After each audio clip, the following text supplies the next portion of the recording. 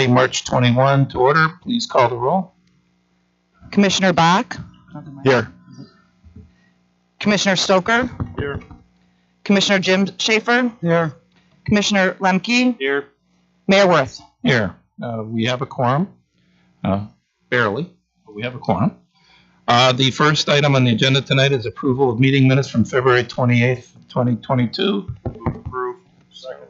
We have a motion and a second. Any corrections, comments, discussion? Hearing none, all in favor, please say aye. Aye. The first item, we have two public hearings this evening. The items that we don't have public hearings, we as a tradition, not as a requirement, but I think it's good business, do take comments from people. But public hearings are places for comment that are required by state law. So it's a little different process. But if you have comments, please wait for your agenda item to be called. And also, if you plan to speak or would like to speak or register your opinion on something, please fill out one of these sheets that's in the back of the room. Applicants don't need to do that because applicants are presumed to want to speak.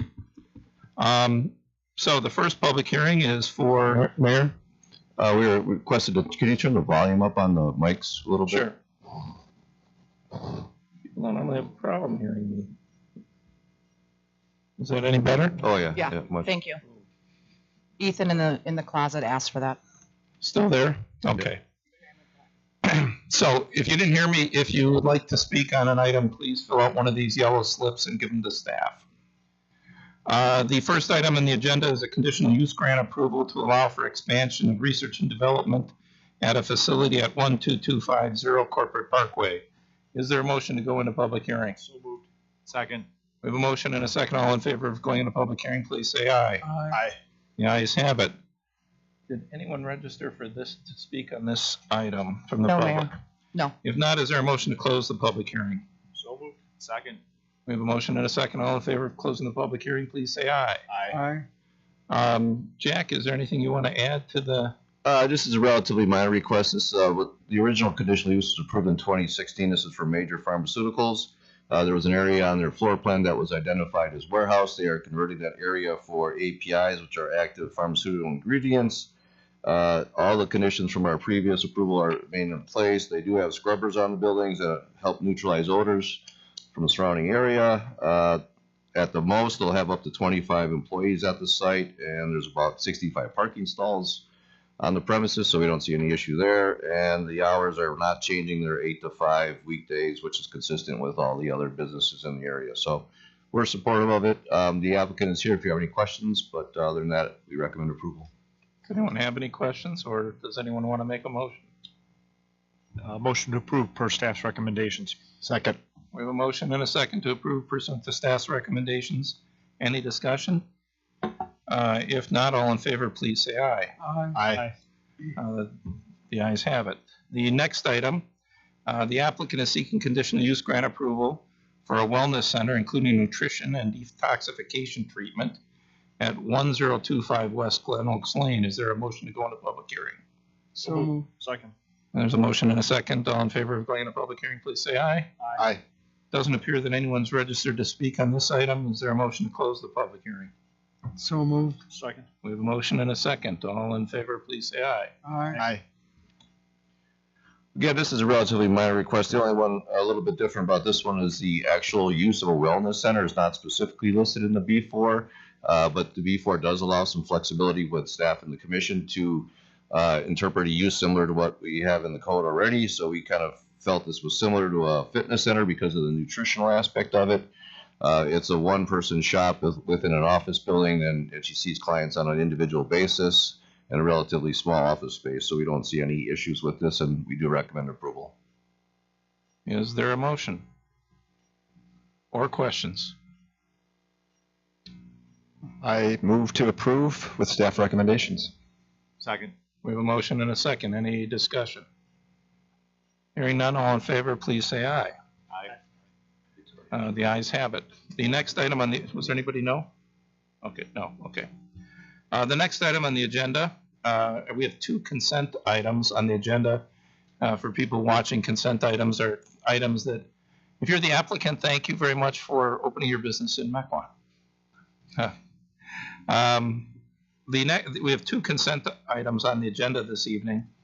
For people watching, consent items are things that we have to take up as a matter of course, but either we don't have much discretion in approving or they're kind of routine. But any commissioner can pull a consent agenda out for discussion. So I'll read what the two items are and then seek a motion. The first consent agenda item is a minor request for approval to allow an agricultural structure immediately west of 5630 West Bonnie Road. And the second consent agenda item is a certified survey map to allow for a two-lot land division at 12650 North Wazaki Road. Is there a motion to approve the consent agenda? So moved. Second. We have a motion and a second. Did anyone want to pull anything out? Hearing none, all in favor of approving the consent agenda, please say aye. Aye. And that is approved, or those are approved. The remaining items are the heart of our agenda this evening. The first item is LM Developers is seeking a certified survey map to allow for 4 single-family lots at 12535 North Lakeshore Drive, including the 5 vacant parcels to the south and west. Jack. Sure, I have a kind of a map on the screen to show you the parcels. This is a little bit different of a certified survey map. This is basically 6 existing parcels, and you can kind of see them on the map, the boundaries of it. They want to reconfigure those 6 parcels into basically a 4-lot CSM, which will look basically like this. The zoning in this area is R1B. Now you may notice that lots 3 and 4 do not meet the minimum size requirements for the R1B district, but since we are reconfiguring existing non-conforming lots, staff and the commission has some authority to allow the reconfiguration as long as it basically improves the situation. So we feel that this CSM does improve the situation. The only thing we're requesting is that this boundary line between lot 3 and lot 4 gets shifted a little bit west. This lot becomes awfully tight with the wetland setback and then the building setback to get a house and an on-site system. And so we're just requesting about a 30-foot shift in this lot line here to accommodate for a larger housing pad on lot 4. Some of you may recall this was in front of the commission, I believe that in December of 2020 for a waiver to the private road that comes in off of here for the length of the private road. That was approved. At the time, they did show a configuration similar to this as far as how that setback waiver was laid out. So this does require some approval from DNR. There's some wetland crossing here. So other than that, we recommend approval and happy to answer any questions. Thank you. Mr. Mickelson, you are the applicant. What do you have to tell us this evening? My name's John Mickelson. Pretty much Jack summarized it. We're downsizing. We have 6 parcels there now, and we're making it 4 parcels. In addition to that, we've met with the fire chief. We've minimized the private drive so that it has less wetland crossing, less disturbance to the land. We've also moved in our last meeting where we obtained approval to go to 14 feet. We moved the drive further south to save some trees along the north lot line that the neighbor has along the north there. So we moved it from 5 feet to 10.7. The reason we didn't move it more is just basically then it encroaches more and more upon the wetland. So we struck a balance there. But we are 10.7 feet from the north lot line now. We've walked the lot with Mike East. There are 2 specimen trees. We have snaked the driveway through those areas so that we are not taking out the specimen trees or infringing upon the drip line. As far as the wetland crossing, we've applied to the DNR for a general permit. We don't even need a wrap permit, which is 10,000 feet. We'll be crossing about 5,300 feet of wetland. The change that staff is requesting, any comments regarding that? No, I'm fine with that. I think it's a good suggestion. It gives me a little more pad on lot 4. And I could make these conforming lots, by the way. I utilize the existing lot lines, and that's why lots 3 and 4 are smaller. They're going to be for smaller homes. Thank you. Any questions by the commission? No one signed up to speak on this item? Is there a motion to approve per staff's recommendations? Second. We have a motion and a second. Any discussion? Hearing none, all in favor, please say aye. Aye. The ayes have it. Thank you, Mr. Mickelson. The next item is for Super Steel LLC, and they're seeking a sign waiver approval to allow for wall signs over the main entrance to the property at 10910 Industrial Drive. Jack? Yes, this is for a site where this is the old Telsmith site, now it's Super Steel. Basically, they're asking for two waivers to the sign code. One is for two wall signs, and then to increase the square footage allowed per the code. I have a picture up. This is kind of an odd frontage. I'm trying to get you a good view of it. So this is the main building of the Super Steel, and then this is sort of an office area. We calculated the square footage based on this area here for the sign, which came out to be about 15 square feet for permitted per the code. They're requesting to do something along, I'm just going to zoom in on this one now.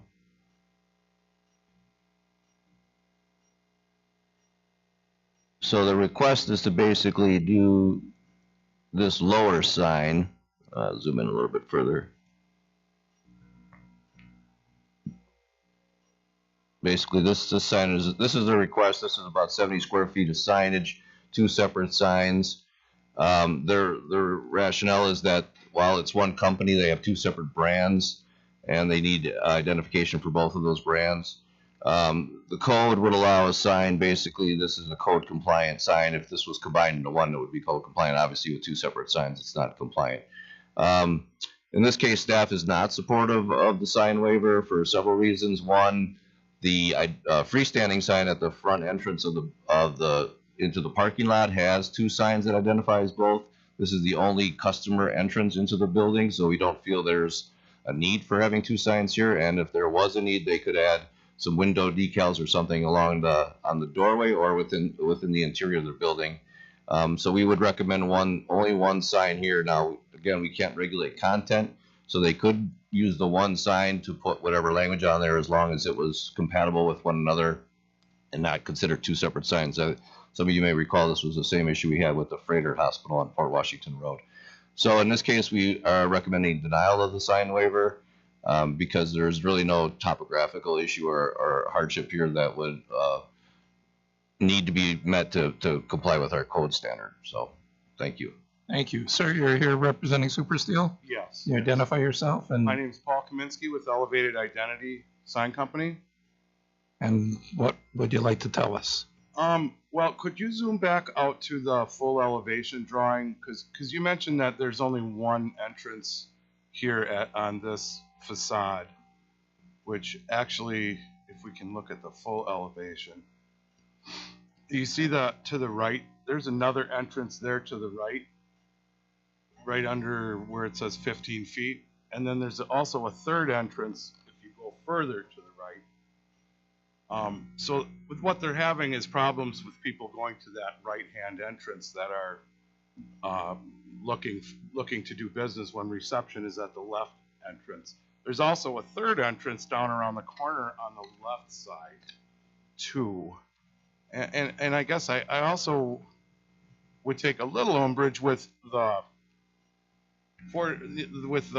square footage calculation. I mean, the way the code reads to me is that the wall elevation is, the height times the width, and the height times the width is 15 times 160. I don't fully understand where we're getting what seems to me somewhat of an arbitrary cutoff just right over the entrance. There's actually 2,400 square feet of building surface on this wall, which would easily take us up to the 60 square foot allowance. And the other question I had, I guess, is the layout that you showed with the two signs, the smaller one that you said could be compliant, and that you can't regulate content, and they would be allowed one sign. Well, that is one common background, one cabinet, and it's just individual letters. If you zoom in on that sign, that is actually one sign.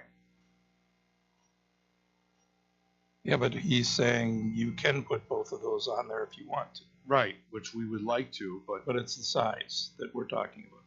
well, in theory, that sign there could be, in my opinion, could be up to 60 square foot. He's only giving us 15 because for reasons I don't Understand. understand. Jack, He's how picking do a you make the section of the elevation, not the full elevation, and we should be Well, entitled. this is an interpretation, and it's subject to some, basically the reason why we're saying it doesn't comply is that you can see there's a change in a front elevation here, and there's also a change here that this goes on an angle and this insets in. So we did not feel that we should count that entire length of wall as that elevation because there are changes in the articulation of that wall. So What we're does the not. language say?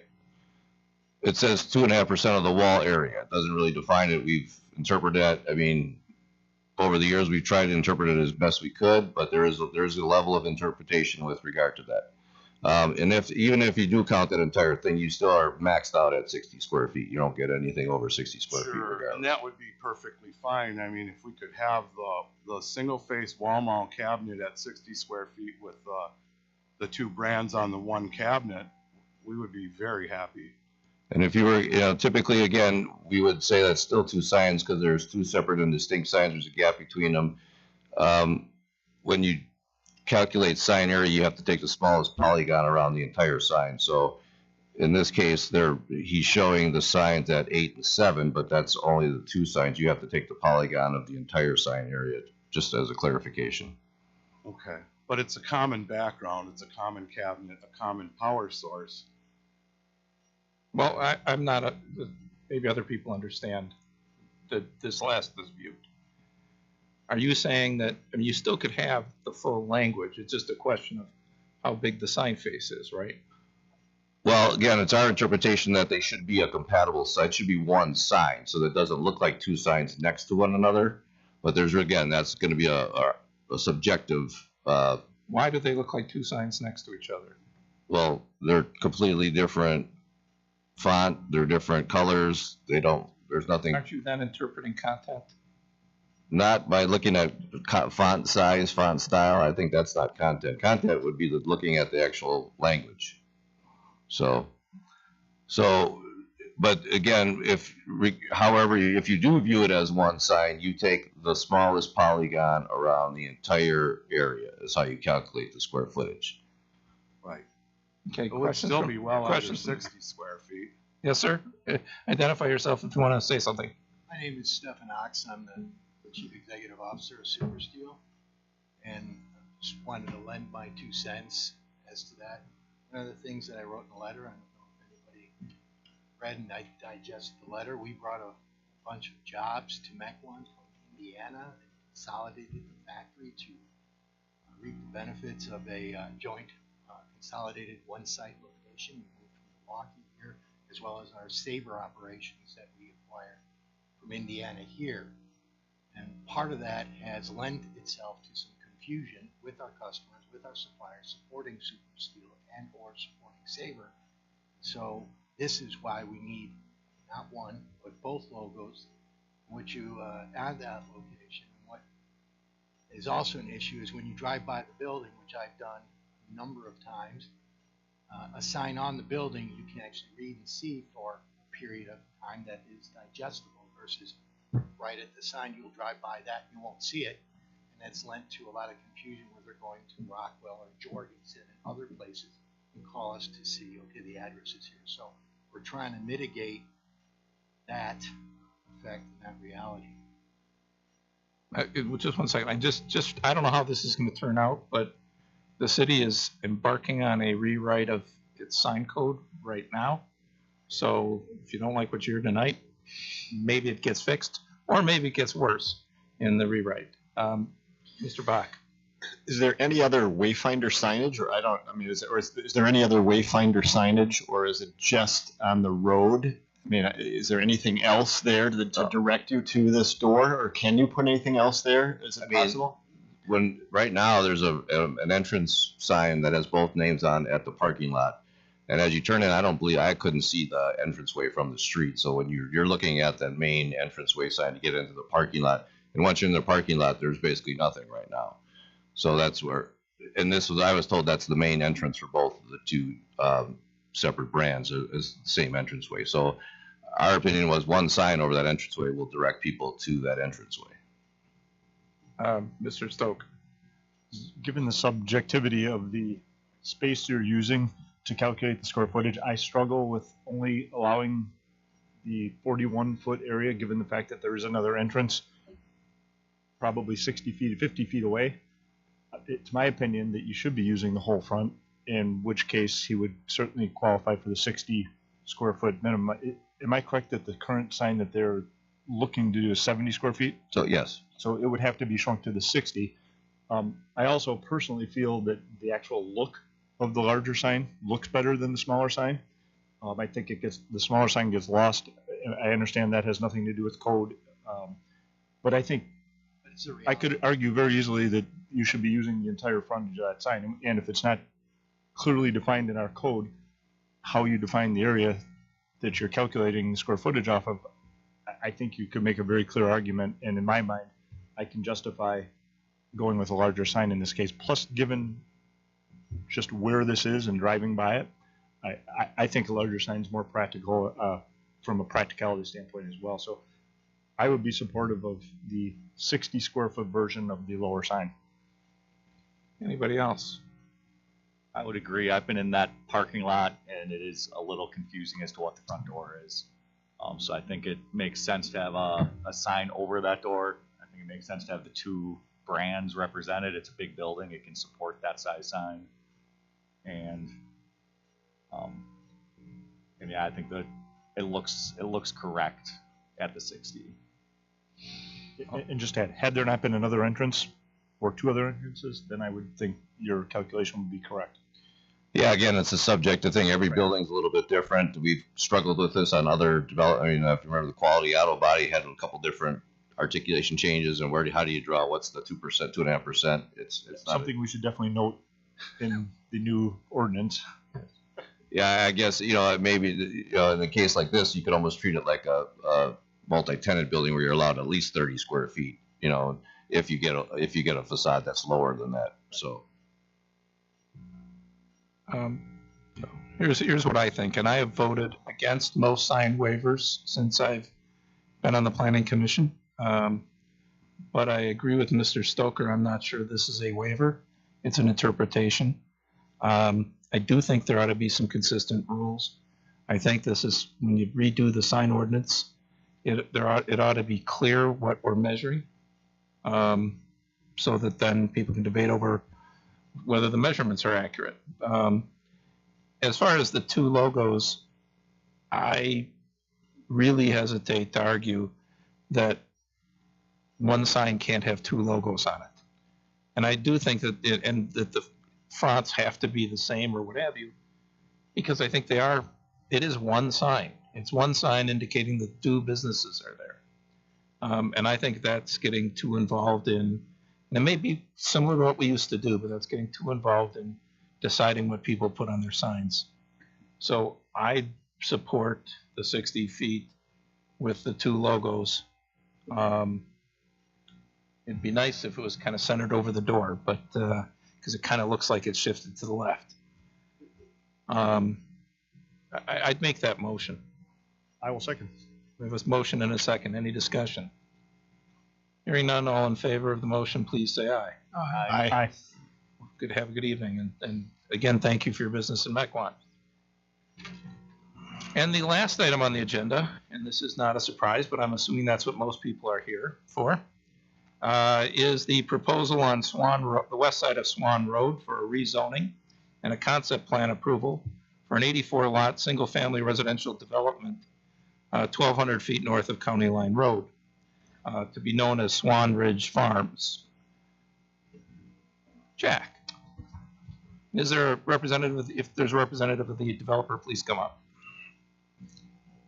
So I put the proposed concept plan up on the screen for you. It'll probably be easier visually to walk through everything. This is a request for rezoning from R1 to R3 CGA. So it's R3 is our 1 acre zoning, and our CGA is our central growth overlay district.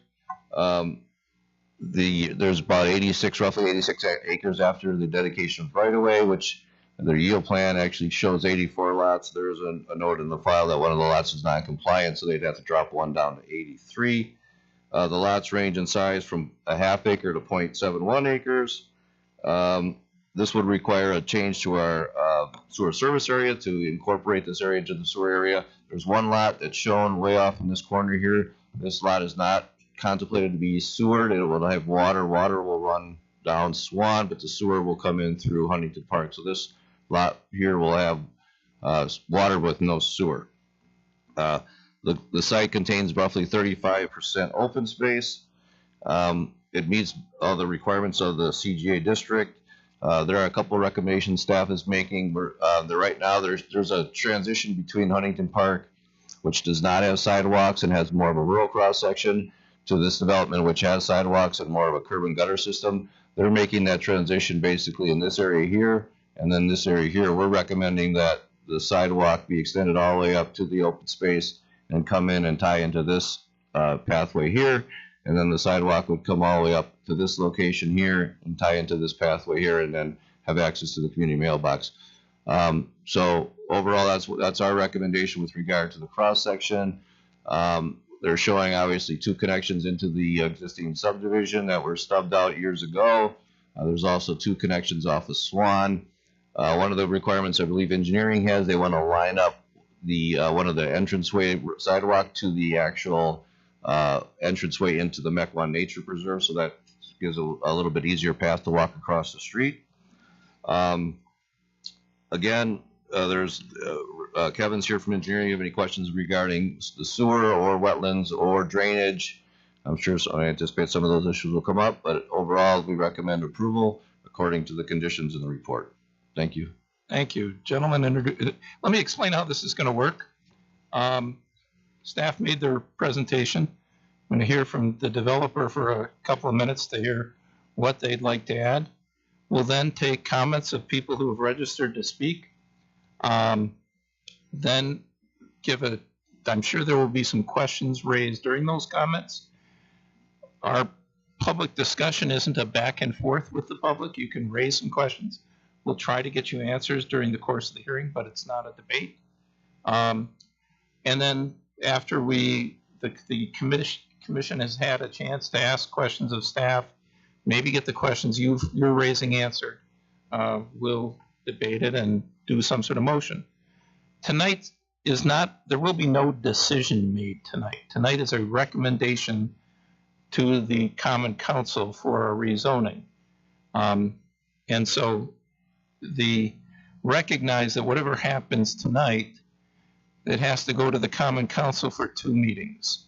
I presume, although I don't know, that there will be a first reading in the April Common Council meeting. That's the second Tuesday of April.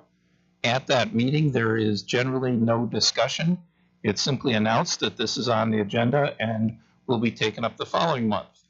Then on the second Tuesday of May, assuming something doesn't get tabled along the way or resubmitted or what have you, then there will be a vote at the Common Council, which that body makes the final decision on rezoning, not this body. So while it's great to hear your comments tonight, whatever comments you have are probably more importantly made to your alderman and to the Common Council. And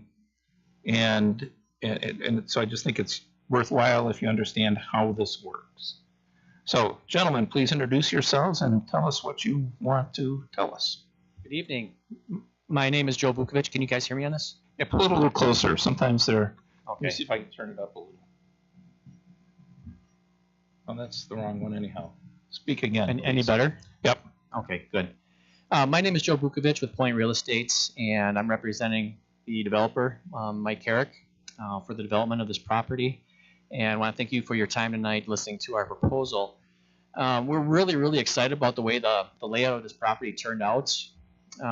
We have great lots, great sizes, great open space, and I think it's going to be a real amenity to the whole area in that part of the city. The yield plan that Jack had mentioned showed that there's 83 lots that we can have for the base zoning. And we were able to, just based on the location of the property, with a little denser subdivision to the west and the Mequon Nature Preserve to the east, we thought this was a good candidate for a cluster type development. And the way the property laid out, we were able to create lots that are all over half acre in size.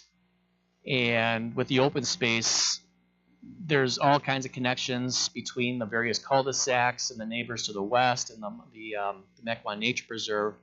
And it really just turned out really nicely in my opinion. The site will be sewered, and the sewer connection will be on the Huntington Drive extension on the southwest side of the property. So it also helps that the site is sewered, so it helps support the size of the lots that we're proposing. The lot sizes and open space and lot widths provided on this plan, they're all significantly bigger than what's required per the CGO standards. We just use the CGO standards as a basis since it was already part of the zoning code. And the average lot size on the plan is 23,000 square feet. The minimum would have been just under 22,000. The lot widths are all over 100 feet wide on average, and the minimum required is 95. And then we beat the open space requirements by about 5.5%. So it just kind of adds on to why it just turned out so nicely. It'll also be a really nice transition from the Huntington Park neighborhood to the west. It's my understanding that you could have lot sizes in a quarter acre, roughly 11,000 to 15,000 square feet in size. And this will be getting it one size larger before the nature preserve, and it's a little bit larger than some of the more recent plans that were approved in the CGO district. And then again, like I said, it just the way it connects everything, I think it'll be a great amenity to the whole area in that part of the city. I think Joe said all. We tried to work with everything that was required or exceeded, and we're very excited to get going on the project. I think we expect to do this in 2023, if I'm not mistaken. Thank you. Thank you. So I will call on people who have registered to speak. The time limit is 5 minutes. And again, you'll get another opportunity if you want at the Common Council 2 months from now. So the first sheet I have is from James J. Jossie at 10014 North Concord Drive. Mr. Jossie, if you could step forward. Let's see if that's working. It's turned on. Can people hear? Okay. I've lived in Huntington Park for 39 years. My wife and I have. There's only a handful of people that live in that place longer than we have. I don't have any concerns with the subdivision, the lot size, the sort of that is probably the best alternative been presented to us over the years. We had everything from the soccer field to affordable housing, so this fits that way. My concern is with the connections at Huntington Drive and Foxkirk Drive. I have two concerns based mainly on safety. When we all moved in there and these houses were built in the 70s, 80s, and 90s, the rural character was key to us, which meant the limited access, no curbs, no streetlights, no sidewalks. And the people have been moving in over the years, and it's been positive. We even had a horse trail when we originally moved in through the subdivision land. The first with the safety is the increased traffic. You're going to find that a third to half of these residents in this new subdivision are probably going to do their shopping in Menominee Falls and Germantown. They're going to be going out County Line Road. They're probably going to cut through Huntington Park because it's more convenient. The stores that are out there, everything from Costco, Menards, Home Depot, Fleet Farm, Target, aren't duplicated on Port Road. So they're going to go that way. That's increasing our traffic, and that concerns me. There's a four-way intersection that's going to be right next to our house that I'm really concerned about because of the way the road is. Concord Drive from the south going north, or excuse me, from the north going south, angles up. The crest is about 100 feet from this intersection, right near our driveway. It's basically a blind intersection at times. It's going to be a concern for traffic. I've only witnessed one major crash here over the years, but a lot of near misses. The other thing that bothers me is we have a lot more youth, young kids in our subdivision. We've gone through the rotations over the years, and now we've got a lot of small kids again. More traffic on Concord Drive is a danger for that. We don't need that. Our current exits, we have 3. We have 252 homes, roughly means 84 homes to an exit. Their subdivision has 40, I thought it was 84, but it's 83, but that's 41 homes an exit. We don't need their traffic going through our subdivision. Next thing that concerns me is the safety of the predators. We've had a lot of problems in the last 2 years, people accessing our subdivision at night, breaking into cars. So far, I haven't heard of a house burglary. We've had a car stolen.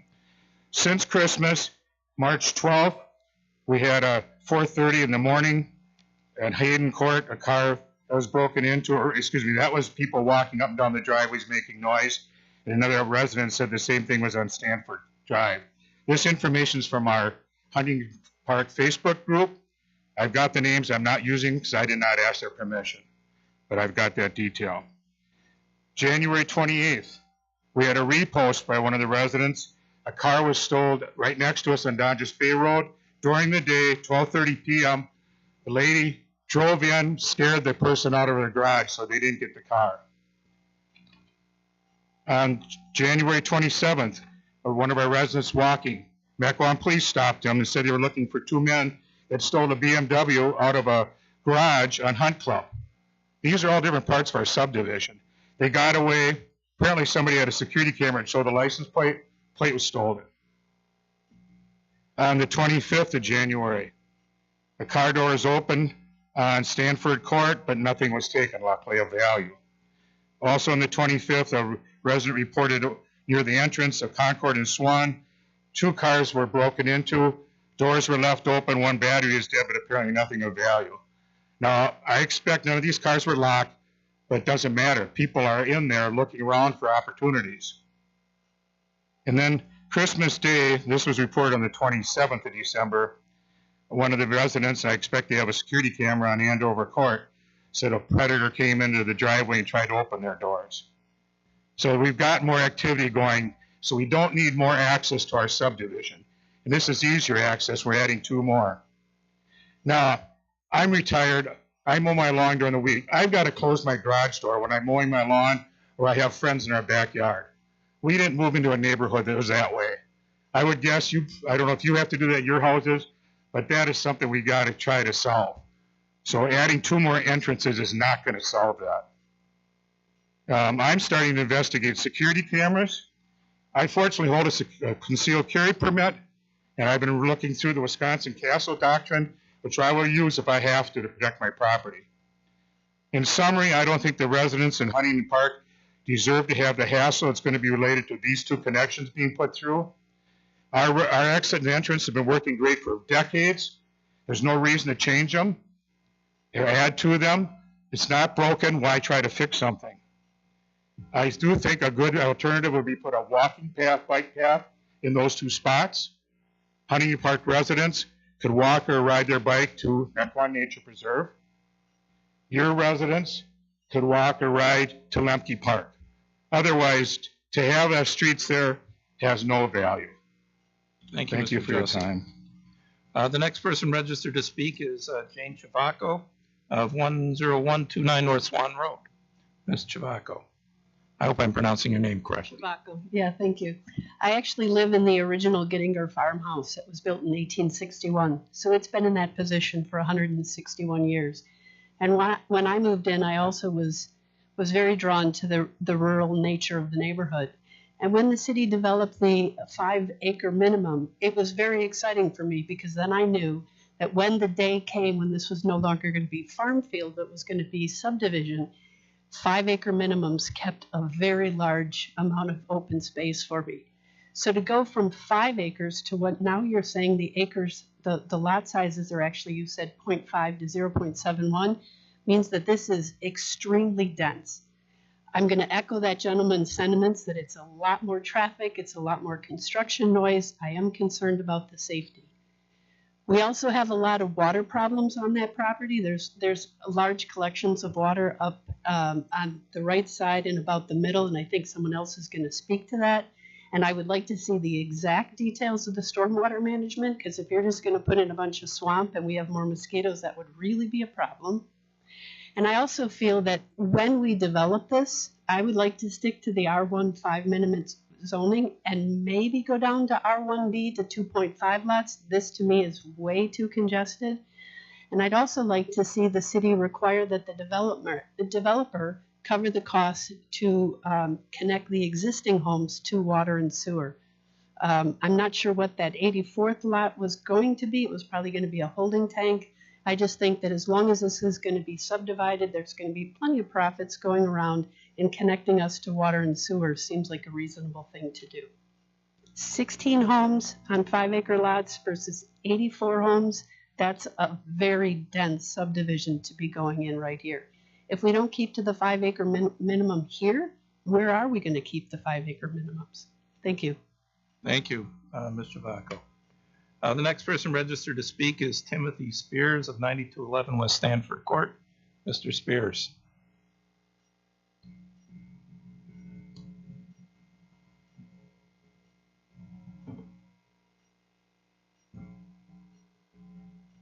Good evening. I'm more concerned about the stormwater drainage on this, with the addition of the roofs and the concrete there. My current residence is on Stanford Court. It's on the north end of this plot, which is the right side.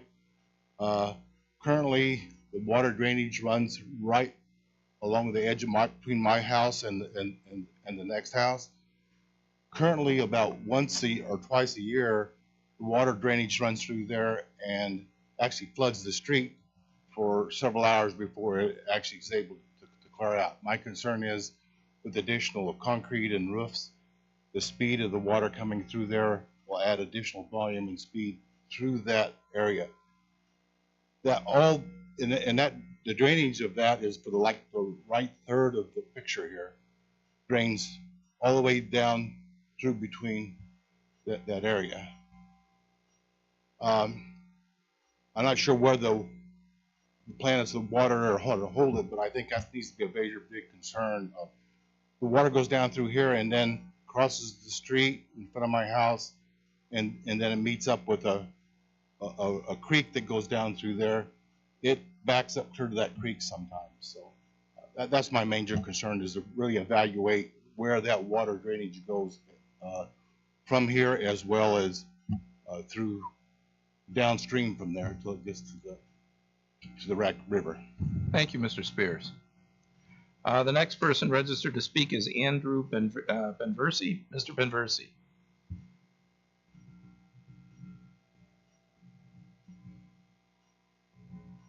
Good evening. Could I use your little pointer there?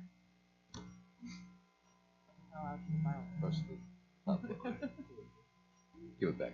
I'm gonna add on a little bit where Tim had just, Tim is my neighbor.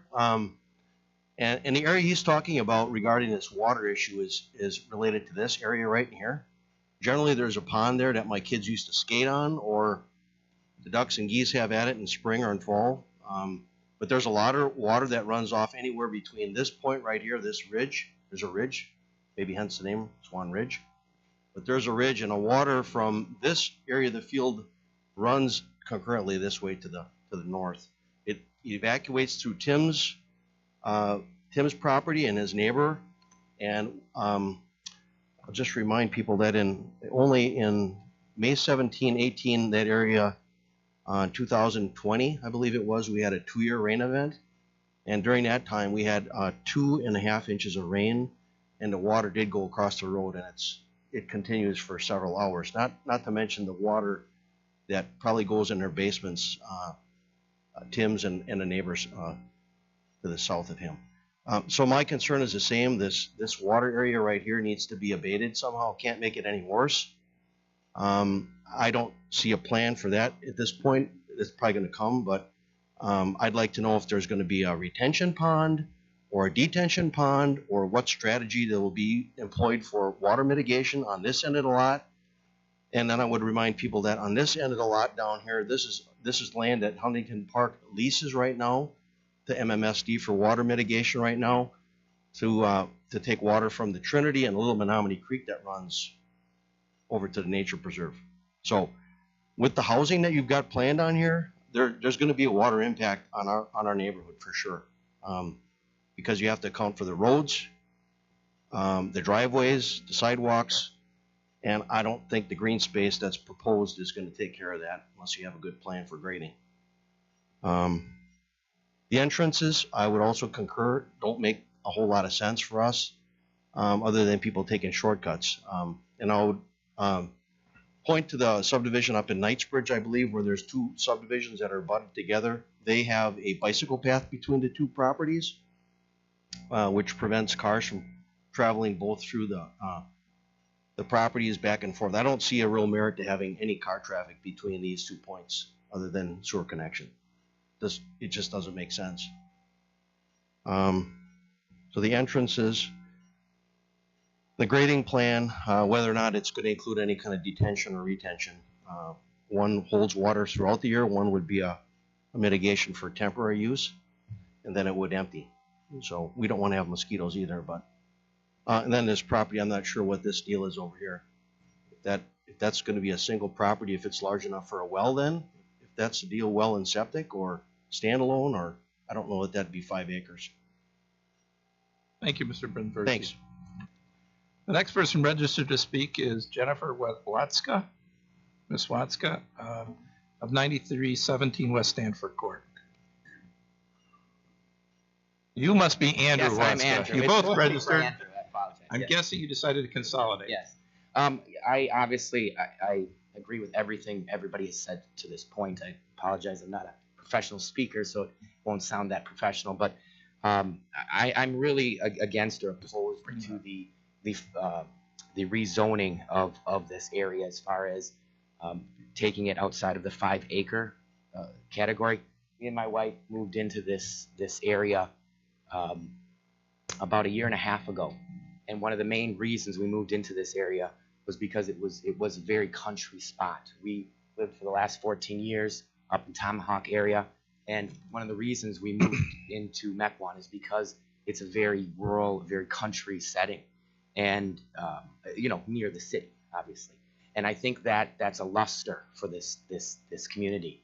And I think the more and more development that happens here, you start to mitigate that factor for this town and what it really means in a big general sense, more than these 84 homes. So I think it's something you really need to think about when you look at this proposal.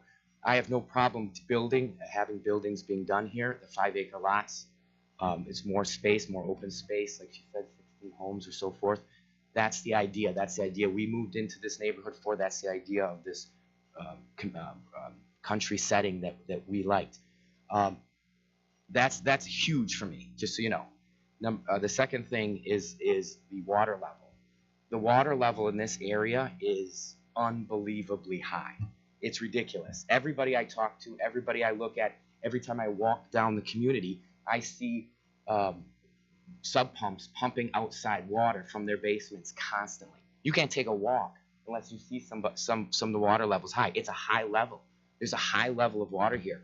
Our basement, it probably goes every 20 minutes, our sub pump goes. And there's still water in the pump chamber. It never ends. The water table's that high that it can only take it down a certain point, and then it takes 20 minutes for it to fill before it evaporates again. And I'm telling you, there's tons of people that I talk to about, and especially and there's a lot of rain sequences, it gets even worse. So that's something that's a major issue here. My home is also on Stanford Court, off that side that they said, in that water management area. That's an enormous problem that could affect, everything for us, our basements, our lives. The more water that flows in that direction, I mean, we mitigate it the best way we can right now. So again, thinking about Mequon as a town that has country to it, and it's a rural setting that's just outside the city. That's your selling point. That's what gets you. That's what gets, that's what brings people here. If you mass produce homes and just throw them in there, I think it's going to be a big problem.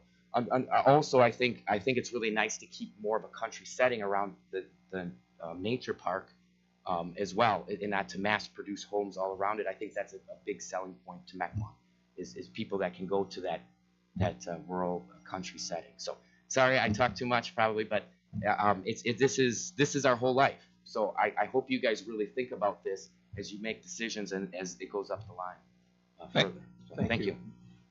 And the final person registered to speak is Andrew J. Plyer of 9308 West Concord Drive. And I apologize if I mispronounced your last name. I'm reading it phonetically. That's okay. Clear. I Sorry. usually introduce myself as Plyer because that's how it sounds. I had a lot of bullet points, but most of it was discussed already. I do like the idea of doing a development here. I'm in favor of that. But the one thing that I did want to discuss that I didn't hear brought up much was we have some really great green space that runs throughout our neighborhood. We have a conservation easement that runs throughout the neighborhood. And then we also have just on the other side of this new development is Mequon Nature Preserve. I think it'd be really great if we could kind of carry that through this new neighborhood and make kind of a green corridor. Animal migration is a big thing. We have coyotes in our neighborhood. We have lots of deer in our neighborhood, and being able to provide that connectivity for the natural life over the Mequon Nature Preserve is, I think, not only a safety thing because it'll keep the animals slightly separated from all the human activity, but also just providing them with that green corridor to be able to safely travel to and from these natural spaces. Very important. The last thing I wanted to say is regarding those roadways. I know that was mentioned a lot. If the roadways do go in, the one thing I would like to talk about is neighborhood signage. If you're entering into one neighborhood and leaving another neighborhood, we're currently on the board discussing how to make improvements to our existing neighborhood signage. So I think that if roads are put in there and there's a discussion about the neighborhood signage that would be put in there, it'd be really great if the board could be involved in those discussions with the developer so we can come to some sort of a mutual understanding so we have a cohesive look between all the neighborhood signs and possibly making that an additional upgrade to the Huntington Park neighborhood because we are looking to put new signage in anyway, so it would be very beneficial if the roadways go in. But I do like the idea of a walkway better than a roadway. Thank you, Mr. Player. Is that correct? Clear. Clear. Thank you. Thank you. I am going to do something I don't normally do. This is my very last Planning Commission meeting. As some of the people in the audience know, I represented this area for 15 years, had meetings with the board of the Huntington Park Homeowners Association a few times, once a meeting for the entire neighborhood. Always foresaw this day coming. Kind of thought it was going to miss me. So since it's the very last item on my very last Planning Commission agenda, I'm going to address a few of the points that were brought up. The first is water. And every time we have a new development, that is something legitimately brought up when people come to talk to us about the rezoning. And so I think it's important to understand how this works. Tonight, that is not a final plan. This is a concept plan. So the city is going to require the developer to go back and do full engineering. Then our engineers and engineering consultants are going to review that to make sure that under our city standards, which require that their development doesn't make your development's water any worse, and in fact generally makes it better. I'm doing this in layman's terms. Our engineers sitting there going, well, there's specific terminology. But so you don't do that beforehand, because if we blow them out of the water tonight, and that might not be likely to happen, then why would he go and spend $30,000 on engineering to make sure that they have all of these answers? And why would the city in turn spend hours and money to make sure it happens? So this is an initial meeting. It indicates our willingness to rezone, but that rezoning goes away if the development doesn't happen. So this isn't a permanent deal, but they need to know that there's at least some acceptance of general parameters before they're going to do the water engineering. Now that will come back and you'll get another kick at that cat in the future. But it's as a general rule, at least in the 20 years I've been around, there are neighborhoods in Mequon that have much worse water than Huntington Park does. Huntington Park has an issue. I lived right along that drainage path, kind of at the top of it as it came off the cemetery, went down through those houses and went down. I fully recognize the water issue. But there are, we've had developments in a lot worse areas where every single time the water issue gets raised, and all but one time maybe, the water situation in the existing neighborhood was made better, not worse. So I know you don't want to hear trust that the process will work, but on that issue, you have to trust that the process will work, pay attention, but that's not tonight. So I think that's an important thing you need to recognize. As far as crime goes, being the mayor of Mequon, I'm really concerned about this issue. But I will tell you, you had a spike that's probably the worst spike you've had in at least the 25 years I've been around that area. So did the whole city. And it wasn't just areas of the city that were right along the border. But the interesting thing was, that was in January. It's kind of gone away. Now, by the way, in the last week, the police have caught 5 of those cars, people who broke into cars. But, and I'm not saying it's not going to happen again, but if you look at our crime rate, while we had a spike, our crime rate hasn't gone up. It's just that they came together because there were literally some groups of people who came in cars, spread out throughout the city, stole a bunch of cars and broke into a whole bunch of cars, several of whom have been apprehended. So I'm not saying it's not a real legitimate concern, but one, it's not a concern any more related to this development than any others. Maybe if you're on the far north side of Mequon, they're probably going to get a little bit less, but this one all the way into the middle parts of Mequon. I don't think, I mean, somebody suggested paying to connect their house to water and sewer while the laterals will be nearby. I don't know that that's something the city has any history in doing, and doubt that that will ever happen. But it would be much cheaper for you to connect once the laterals are there.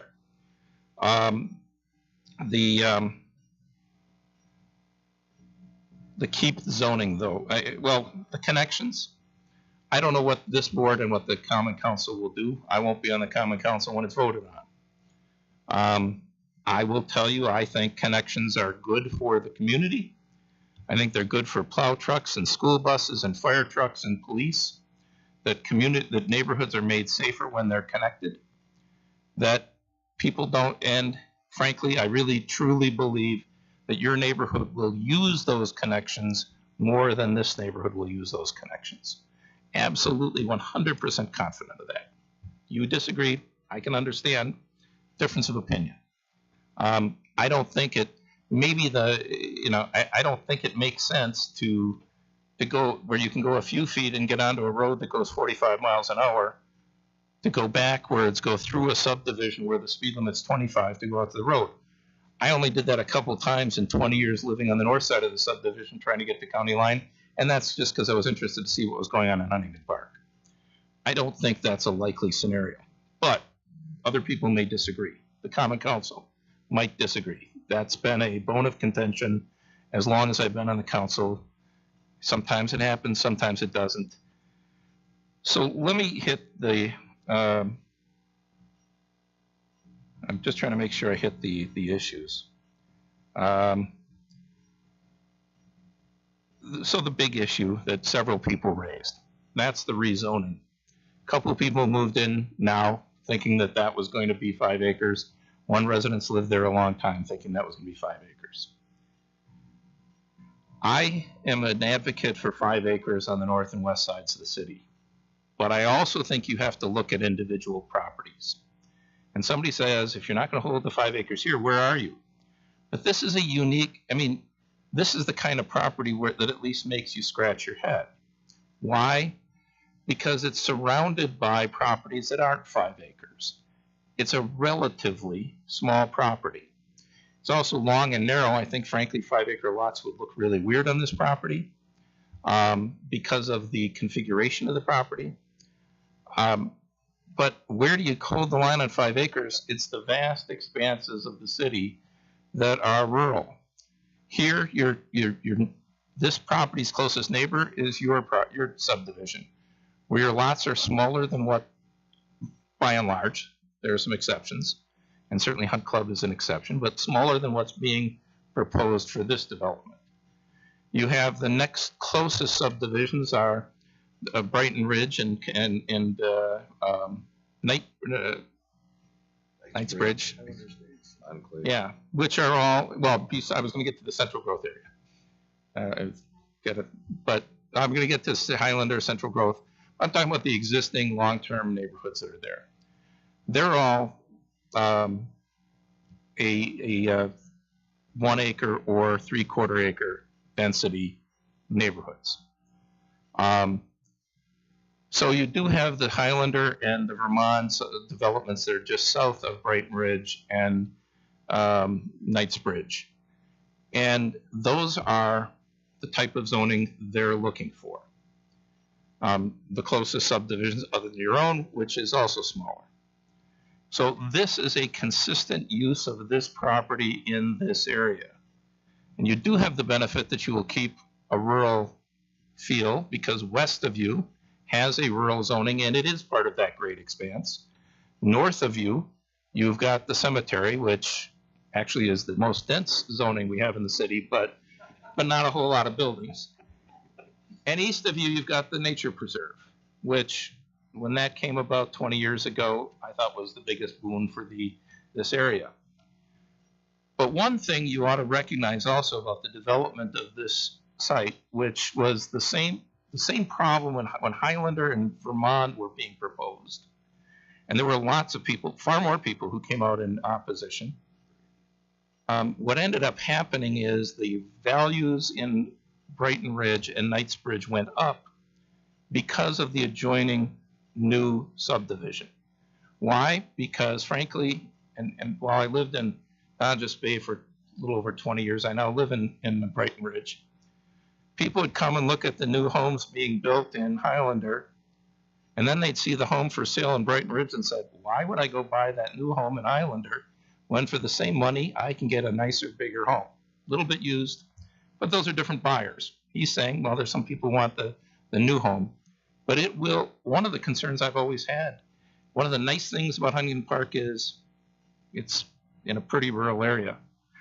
One of the downsides to Huntington Park is for a while there was nothing near it, and you had trouble moving homes in Huntington Park compared to other parts. They sold, but compared to other parts in the city, the values didn't go up as quickly, and homes didn't move as well, including my own home. This will be ultimately, nobody wants to have construction next to their house. Everybody's afraid of the unknown, but this will help the values in Huntington Park. Now, all of that being, and I think I addressed the questions that were raised. You might not agree with me, but I addressed the questions. But let me tell you my one concern. I don't think anywhere, we created the central growth area for a 1 square mile, except for the subdivisions that were already there. There was a decision we can argue about why that decision was made, but this property wasn't put in the central growth area. It is not central growth zoned, and it just shouldn't be presumed that it will go to central growth zone. It should have the same analysis anywhere else has. And I frankly think that the central growth area should stay the central growth area. And while I'm in favor of rezoning here to a 1 acre density, maybe even a 3/4 acre density, I'm also in favor of having the technical standards that go along with that, or at least close to it.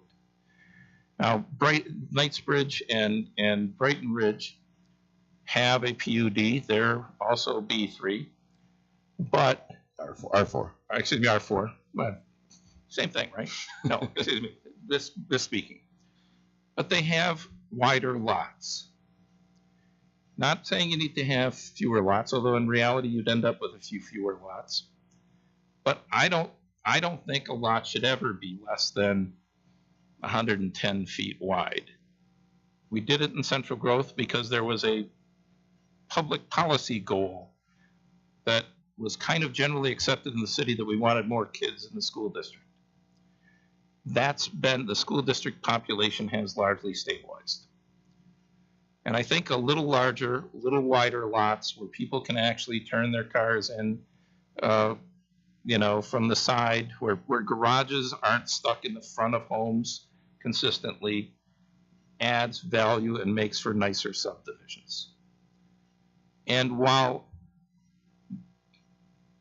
the lots aren't as wide in Huntington Park, and Huntington Park is a beautiful place, that was built in 1970s, 80s, and 90s standards. The late 90s, the city said we're going to do a little larger, even on the more densely packed subdivisions, and that's how you got Westchester Lakes and Brighton Ridge, and I don't see. I think there's a compromise here. It's one that developers not going to, at least my belief, that these lots are too narrow, and that so you have fewer lots, but you end up with a nicer subdivision. They're going to sell. We're not requiring this to be Hawks Landing and have $1.5 million homes. They're going to fit in the neighborhood, but they're going to be add a little bit more value and a smidgen, but that's not my point. Fewer homes. Frankly, I'd love to have this many homes, but I just don't think you should be making homes as narrow as some of these lots are. So that's I don't normally do this, and I may not speak again, maybe once on this item, but that's kind of where I'm standing. So questions and comments from the commission? I concur with everything you said. Can we talk a little bit about the average lot width? Sure. Right now, I heard 100 or 105. I'm not sure where you stand right now with these lots. These are basically about 100. The code actually allows them to be, in the CGA, can go down to 85 feet width. But in the CGA, that's assuming we're going to apply that rather than a PUD. Right. So, but these are right around 100. Okay. And these actually are about the same as the subdivision that we just recently reviewed at Port Island. That's non-sewered. Those are only require 100-foot width, and most of those are right around 100 feet. Some are bigger, but some are about 100 feet. So the issue comes in, and this has been kind of back and forth over the years, depending on the philosophy of the council and the commission, is whether you want to give up open space or do you want to have, narrower lots, and what's the fine line? The mayor mentioned Brighton Ridge, Knightsbridge. They were approved under different zoning categories from years ago, but there was an OGP, which is equivalent to today's PUD, and some of those required a 30,000 square foot minimum lot size. These are roughly about 23 on average, so a little different. But the reason why we went to the CGA model and other PUDs was that those developments did not have very large and useful open space. So there's a trade-off there. Now this one is actually 5% higher in terms of open space than the code allows. And I think we did some calculations. If we got it down to 30%, these lots would increase about 2,500 square foot per lot. So then these lots would be in the 2,600 or 26,000 square foot range. So that's, and the ones, again, by comparison, the ones in the Uleo Creek district that are not sewered were at 30,000. So they're relatively close. So I think there's that trade-off. Whether it's the CGA or if it's a straight PUD, the yield is the same based on the base zoning. In this case, if it's R3, it's still going to yield you your 83 lots.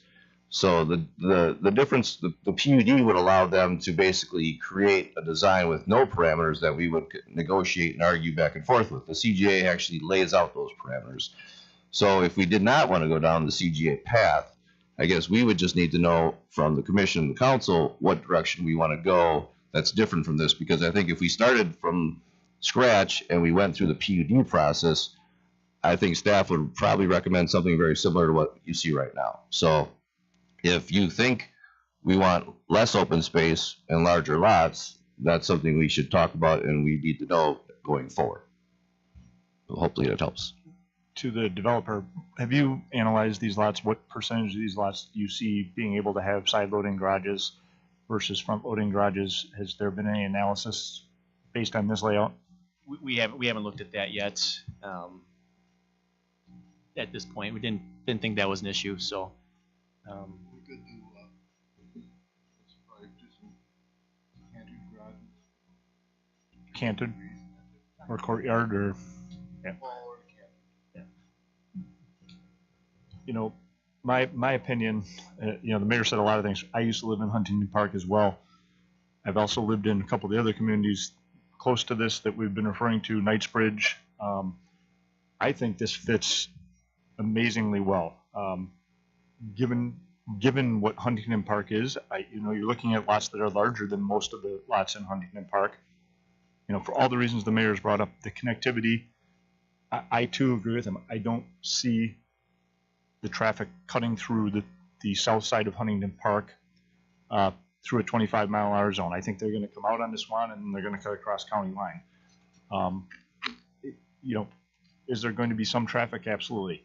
However, you're also going to have potentially 84 new homes. These homes are going to have small children. These people are going to have an interest in having slow speeds in the subdivision. It's not like this is all going to be families with 16-year-old teenagers coming in. There's going to be young kids. There's going to be a diverse family core here. So I don't think you can, from a safety standpoint, there's going to be just as much interest for these people to control the speeds in the subdivision.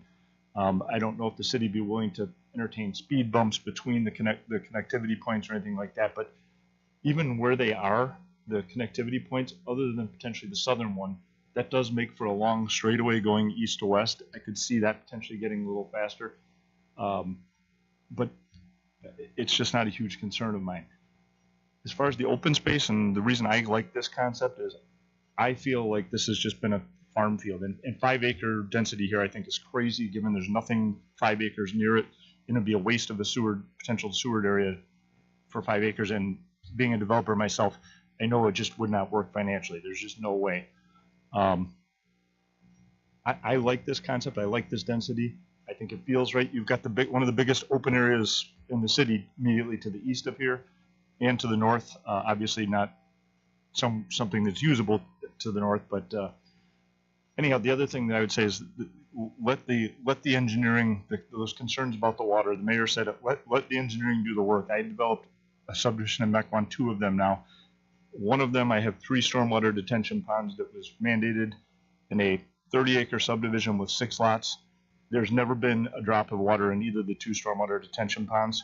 So it's going to be over-engineered. My gut is any water issues you have are going to improve with this. The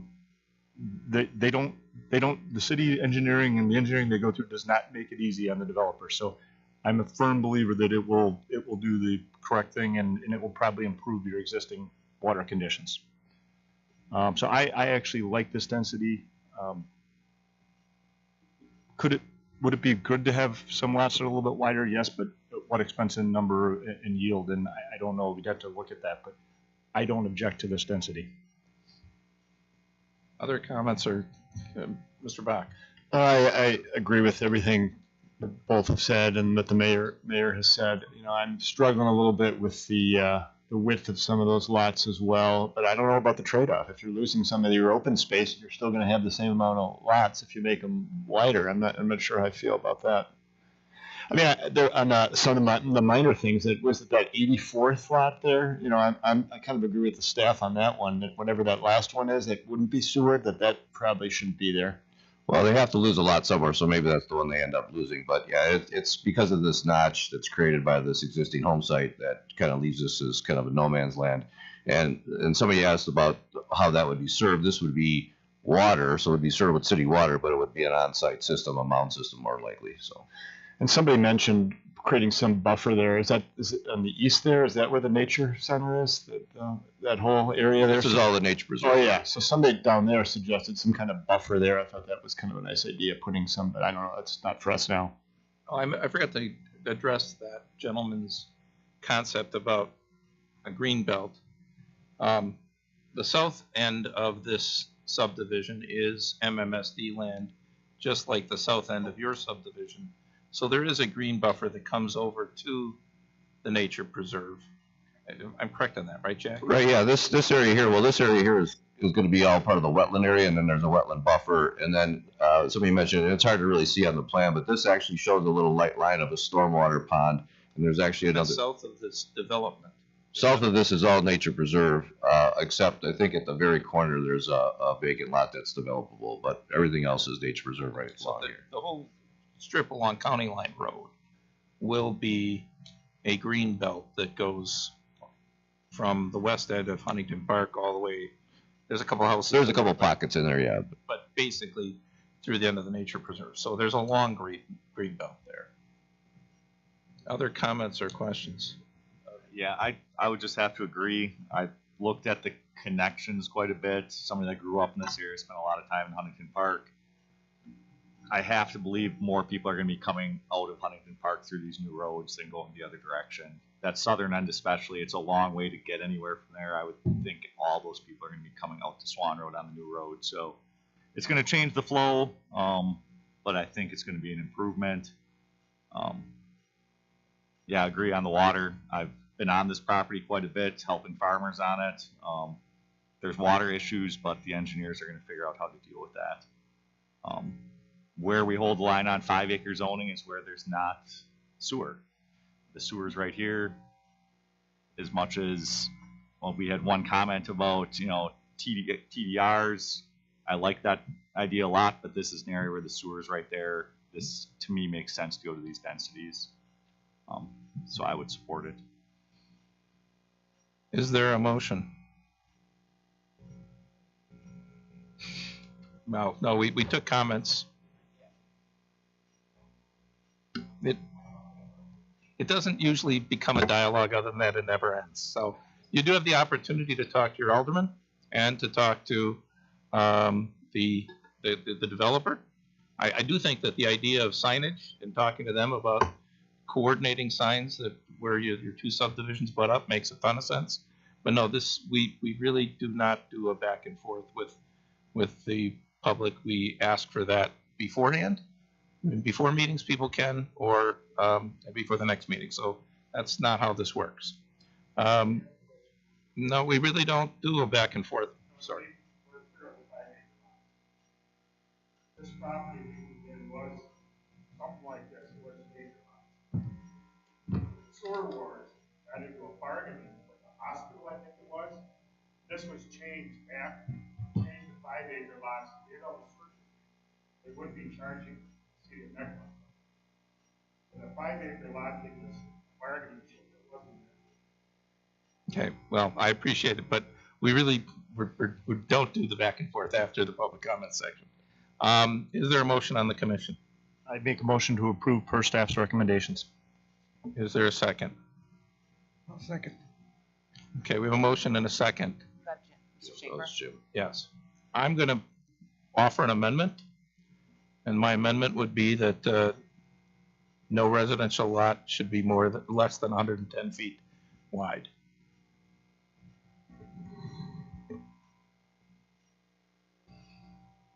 Is there a second? I'll second. All right, we have a motion and a second on the motion or the amendment. Can we just clarify the width? I'm just concerned about cul-de-sacs. Are you talking about Average? average? Yeah, the Okay, average all right, was the language we use, for example, in the conservation subdivision ordinance. It's or do we want the front? I'll live with the average. I'll live with the average. I meant the front of where the house would sit, but we'll live with the average. So we have a motion. We'll have a vote on the amendment first. Please call the roll. Or did we want to have any discussion on the amendment? I guess my only comment would be is at 110, I understand where you're coming with it, and it seems a little bit like an arbitrary number. We have no idea what impact that has on this. We don't know if that's 3 lots or 13. Well, they'll come back with a concept plan. I understand. Well, and it might not be less lots, it's less open space. Well, they get the same number of lots either way. If they fit. If they fit. will the layout support it? So. Yeah. Okay. So we have a motion and a second. Please call the roll. Okay, for the amendment only. On the amendment. First. Okay. Commissioner Lemke, No. Commissioner Bach, Aye. Commissioner Stoker, No. Commissioner Schaefer, Aye. Mayor Worth. Aye. 3-2. So Passes. we now have a vote on the motion as amended. Any discussion on the motion as amended? Okay, please call the roll. Commissioner Lemke, Aye. Commissioner Bach, Aye. Commissioner Stoker, Aye. Commissioner Schaefer, Aye. Mayor Worth. Aye. And that passes. That is the last item of business tonight. Contrary to what was on the packet, if you printed it off a day or two ago, the April meeting date will be April 25th, not the 23rd or whatever it's at. And there's a motion to adjourn would be in order. If I may, I would like to thank you very much for being my third mayor as a commissioner, and it's been very enjoyable. So Thanks. Seriously, on behalf of those that aren't here as well, we appreciate everything you've done. Thank you. I'd like to second that. And with that, I will motion for a adjournment. Second. We have a motion and a second. All in favor of adjourning, please say aye.